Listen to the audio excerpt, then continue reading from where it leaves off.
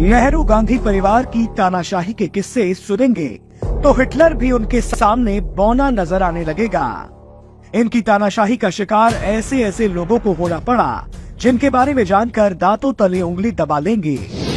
राष्ट्रपति के साथ तानाशाही। नेहरू इतने बड़े हिंदू विरोधी थे कि लाख कोशिशों के बाद भी जब सरदार पटेल की कोशिशों की वजह से सोमनाथ मंदिर का निर्माण नहीं रुकवा सके तो साल 1951 में मंदिर के उद्घाटन में रोड़े अटकाने की कोशिश की। दरअसल तब न ऐसे हर एक के हाथ में मोबाइल था, न 24 घंटे चलने वाले न्यूज चैनल, तब प्रसारण का कोई साधन था तो ऑल इंडिया रेडियो। लेकिन कांग्रेसी सरकार में उद्घाटन के समय ऑल इंडिया रेडियो भी तुष्टीकरण का शिकार हो गया।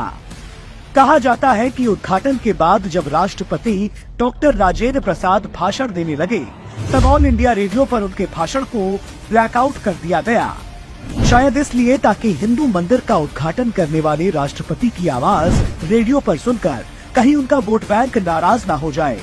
ऐसी तानाशाही जहां राष्ट्रपति तक के भाषण को ब्लैकआउट कर दिया जाए, आपने कहीं और देखा है? लता मंगेशकर के भाई के साथ तानाशाही।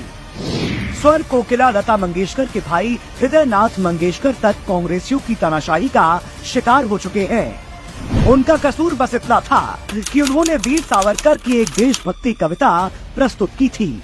अब नेहरू और कांग्रेसी कुनबा वीर सावरकर से कितनी नफरत करता है ये किसी से छिपा तो नहीं है।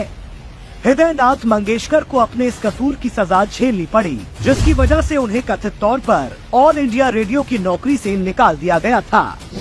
किशोर कुमार पर बैन। किशोर कुमार को भी आपातकाल के दौरान इंदिरा गांधी सरकार का गुणगान करने से मना करने का इल्जाम भुगतना पड़ा था। इंदिरा गांधी की सरकार ने किशोर कुमार के गाने ऑल इंडिया रेडियो और दूरदर्शन पर प्रसारित न किए जाने का आदेश दे दिया। यही नहीं, जिन फिल्मों में किशोर कुमार बतौर अभिनेता दिखे थे उनके प्रसारण पर भी रोक लगा दी गई।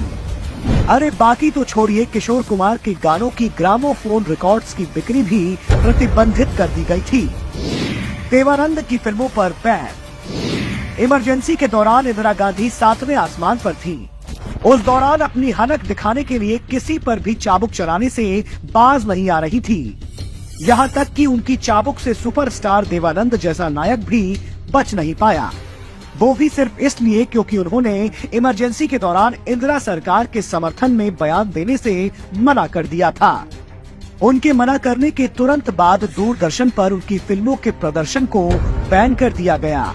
यहाँ तक कि किसी भी सरकारी माध्यम में देवानंद का नाम लिखे जाने तक पर पाबंदी लगा दी गई थी। मालिनी अवस्थी के गाने पर रोक। आज आपको श्रीराम पर बने एक से बढ़कर एक गाने सुनने को मिल रहे हैं, लेकिन एक समय था जब श्रीराम पर गाना गाने से भी गायकों को रोक दिया जाता था। प्रसिद्ध गायिका मालिनी अवस्थी के अनुसार साल 2005 में मनमोहन सरकार के दौरान जब वो दूरदर्शन पर श्रीराम पर आधारित एक गीत गा रही थी तब उनकी रिकॉर्डिंग बीच में ही रोक दी गई। उसके बाद उनसे कहा गया कि आप इस गाने को नहीं गा सकती, इस गाने को छोड़कर कोई और गाना गाए। अयोध्या में जन्मे ये गाने का मेरे देश के दूरदर्शन में मुझे अधिकार नहीं 2005 में, तो मैं रिकॉर्डिंग नहीं करूंगी, मैं लौट करके आ गई। आज हम भाग्यशाली हैं कि देश में ऐसी तानाशाहों की सरकार नहीं है। आज कम से कम हर कोई अपनी बात बोलने को आजाद है।